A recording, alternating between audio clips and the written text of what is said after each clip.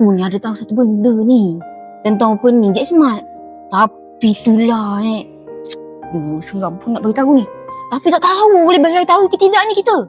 Aku tak tahu lah. Aku nak boleh bagi tahu kau ke, bagi tahu kau ke, bagi tahu kau ni. Macam mana ni? Aduh, serabut. Yelah, saya pun ada dengar lah macam ada promo macam tu. Tapi tak sure lah betul ke tak. Kau rasa macam mana? Ya ke kau ni? Tapi kau tengok macam bukan biasa-biasa je kan? Tapi jadi kan? Ya je. Entah ni. Nyah ke ni? Tapi kalau betul apa yang kita dengar ni, mesti akan ramai yang datang kan? Korang semua jangan lupa datang ke JS Smart dan dapatkan barang-barang yang promo dekat JS Smart ni. Yeay! Mana? Jangan lupa datang.